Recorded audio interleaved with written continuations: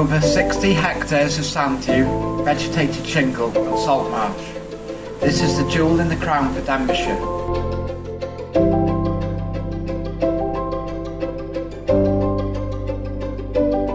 We are at Gronant Dunes Local Nature Reserve.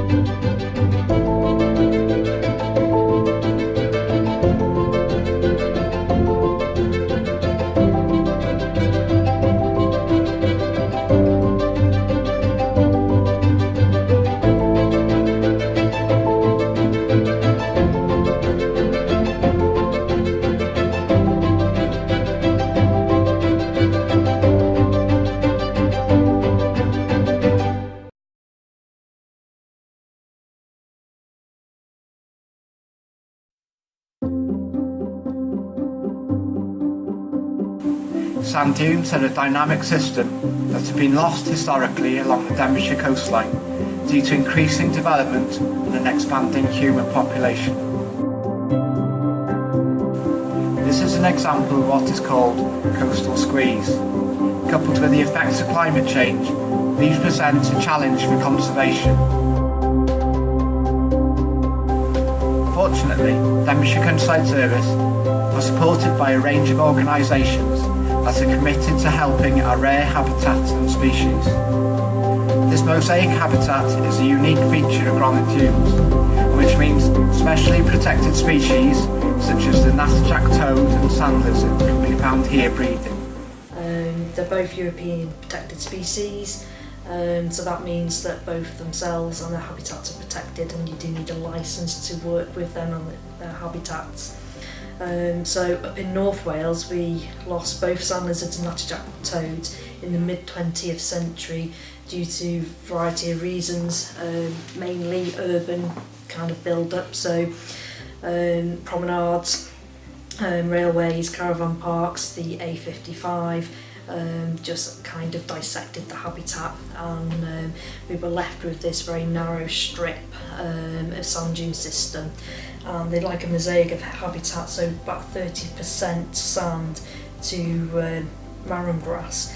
So there's a lot of pressures for us to do a lot of management for sand lizards, and that's mainly by creating bare sand, whether that's done with groups of volunteers with hand tools or contractors with diggers, creating those bare areas and channels for them to be able to move through the dune system. We began a reintroduction programme in 2003, but we breed the sand lizards in captivity. So there's 2 private breeders and Chester Zoo that breed the dune race sand lizards. We first released at Barkby in 2003. So basically we've released over 3 years with an optimum of 150 sand lizards within a release site. Over the years they have been kind of bolstered up with further reintroductions, but Gronant and Talacra in itself has received about 750 captive bred sand lizards. They're a lot more vulnerable than the natterjacks, so natterjacks do occupy a wider range of habitats, upper salt marsh catchments and sand dunes in North Wales. We lost the natterjacks in the mid-20th century, and a colleague of mine, John Buckley, came up, and basically he did a huge project where he was looking at where natterjacks had been and we've lost them, and assessing the habitat and coming up with basically a project for North Wales of how we're going to actually get them back here. That was all put in place with CCW at the time, now NRW. We went to Sefton Coastline, which was the nearest genetics match to our North Wales natterjacks, and it began in '95 where John brought tadpoles and spawn strings over 3 to 4 years to Talacra, and we actually had our first breeding string in 2000. And since then we moved strings around to Gronant, to Presthaven, throughout Gronant Dunes and Tlacra Gronant Dunes system, and they've gone from strength to strength, and natterjacks are doing amazingly well on site. The target is to reach 500 spawn strings on the site, and we almost did that in 2012. I think it was up to about 440, and that's to reach favourable conservation status on the site. Because the site's doing so well, we're now actually looking at other sites up and down the Dee estuary in North Wales, and we've successfully reintroduced to a site in Bagalt, Flintshire. So that project's going really, really well, and it'll be going well for many years. So now actually Gronant Tlacra is a site where they're a donor to other sites in North Wales.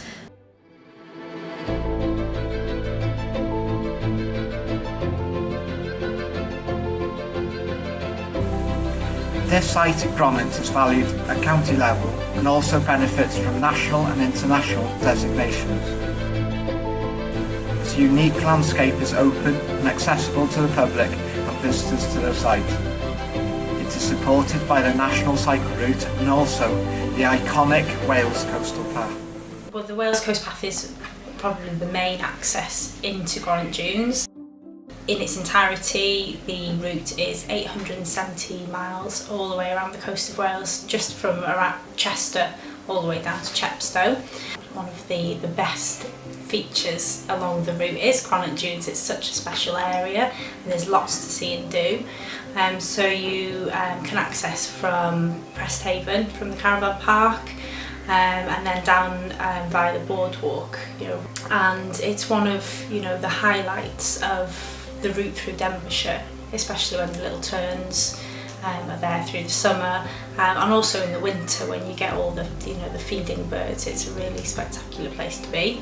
So I think we're really lucky. We've only got a small section of coast path. We have 11 kilometres out of the whole thing, but we have a nice contrast between this kind of wilderness feel when you're in the middle of the dunes, and then you can actually get up onto the dunes and look down to the coast or back towards the mountains. I think we've got that really nice balance of different habitat and really accessible routes. It's really popular with mobility scooters, cyclists, a great place for children, and we just have that lovely balance. We have a maintenance programme each year to keep the Wales Coast Path in top condition for the visitors. We have around 30 to 35,000 visits a year to the Gronant section that we know of. So we want to make sure that the boardwalks are in top condition, and the rangers have volunteer tasks repairing boards and doing that maintenance a couple of times a year just to keep on top of everything. This year we have improved the waymarking through the dunes to help people keep on the right track. We've put a couple of new finger posts in, and then we've got some work planned for later in the year to improve the section between Presthaven Sands and the Little Turn Visitor Centre. So we're going to improve the accessibility of that section over the winter, and next year hopefully we'll be able to get pushchairs and wheelchairs all the way up into the dunes, which I think will be a really nice addition to the experience. There's no best time to visit Gronant Dunes, but when spring reaches our shores, the whole site bursts into colour with orchids, wildflowers, insects and birds. During April time, volunteers and staff begin preparing a section of the shingle and dune system for the arrival of the Little Turn. We support a range of projects here at Gronant, and we have been involved with the EU Life Plus project created by the RSPB to help the recovery of the Little Turn. Gronant is a particularly important breeding site for the Little Turn, as it holds the only remaining colony in Wales and one of the largest in the UK. A 5-year nationwide recovery project supported by the EU Life Plus Fund and the RSPB has been underway to help return the Little Turn population to sustainable levels. Henry Cook is the Life Plus officer here at Gronant. Trends in the UK for little tern have been falling in recent decades, so that's what led to the start of the Life Plus project, which has seen numbers stabilise nationally. The little tern has around 1,700 pairs in the UK. Numbers are still low, but in years to come we hope to turn that trend around. At Gronant, numbers have been steadily rising since wardening began. Back in the mid-60s, volunteers took on efforts to help out the birds with the goodness of their hearts to keep predators away. They were down to about 1 or 2 pairs, but ever since then numbers have grown. The RSPB took over in the mid-70s. At that point there still weren't many. Now the project is managed by Denbighshire Countryside Services, and the colony is knocking on the door of 200 pairs. Little terns across the UK face many threats due to loss of breeding habitat, human disturbance and predation from a variety of species. The birds have always had to put up with natural threats. Forms of predation, which include things like foxes, badgers, stoats, weasels, crows and kestrels. The list goes on and on. First and foremost, it is the electric fencing which helps keep the majority of ground predators away, certainly the larger ones like foxes and badgers. The fox has the potential to eat all the eggs in one session, so that is the priority for sure. Gronant Dunes is a special area managed by Denbighshire Countryside Service, who help to protect this sensitive seabird's vital nesting habitat. In recent years, their dedicated warden and officer team have also been able to rely on the fantastic support of volunteers from the North Wales Little Tern Group. The group's treasurer, Patrick Kelly, has been involved since its inception. North Wales Little Tern Group was set up 3 years ago by Adrian Christie and myself with the aim of supporting countryside services who manage Gronant Dunes Little Terns, and the purpose was to get money from pots that are available that Denbighshire can't access, and to also to interact with the general public to encourage more people to come down and volunteer for the little terns. And that's meant that we've had lots of predator watch. We've had help with assembling 2.5 kilometres of electric fence. We've had the hide quite active this year. A lot of the members have joined specifically to access the hide so they can look down on the beach for the little terns. We're looking forward to fitting geolocators to about 20 birds. Professor David Norman is coming along, is going to do that for us next year to make it rather exciting, because we can then look and see where the birds have gone. So if anyone wants to sponsor a little tern with a geolocator, by all means they can, and they can even give the bird a name. There are plenty of opportunities to get involved as a volunteer at Gronant. Membership fees and grants given towards the work of the Tern Group has brought in much needed income for equipment. The initial stage of the breeding season is an incredibly important time for the terns as they bond and lay their first clutch on the beach. In these uncertain times, the wardens and volunteers play an essential part in the birds' protection from predation. Throughout the season, volunteers and wardens carry out daily maintenance and monitoring duties, as well as predator deterrence. There are 3 wardens at the site who work from dawn till dusk protecting the terns. They carry out predator deterrence, monitoring the terns and interacting with the public, so there's never a dull moment for the wardens. We also carry out diversionary feeding of kestrels to keep them away from the colony. This has shown to be an effective method at Gronant. Activity in the colony peaks when adults turn their attention from brooding newly hatched chicks to the constant effort of catching sand eels to feed hungry young. The chicks become mobile very quickly and move around the colony. In order to establish how well the colony is faring, clutch counts are carried out to assess hatching rates and chick survival. Professor David Norman has been ringing at Gronant for many years and knows just how important it is to conduct monitoring studies such as this in an attempt to improve our knowledge of little terns' breeding behaviour and improve conservation efforts. Colouring was started as part of this European Union funded Life Plus project, which has coordinated study and conservation across, I think it's about a dozen little tern colonies in England and Wales. Of course, this is the only one in Wales. So that started just 4 years ago.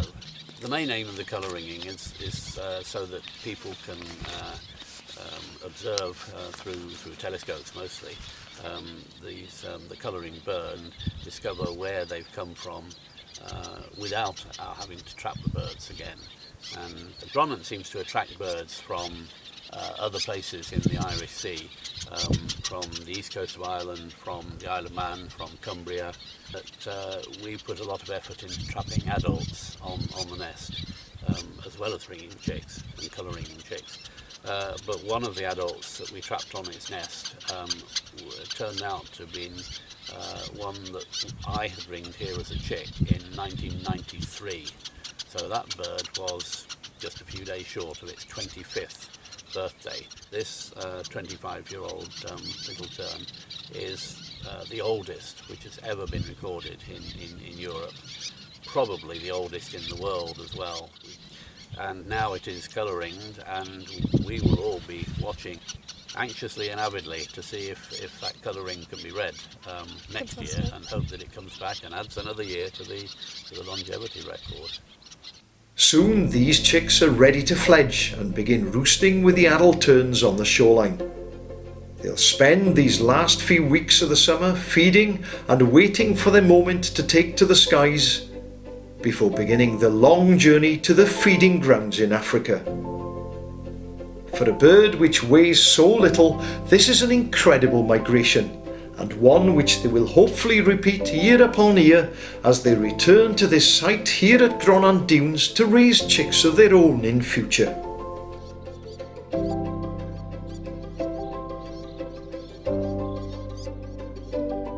It's a fantastic site that receives constant attention from the council to keep it open and enjoyable for all. All year round work is being done to improve access and enhance the area. Gronant Dunes, the jewel in the crown of Denbighshire, a haven for wildlife and a beautiful site everyone can enjoy all year round.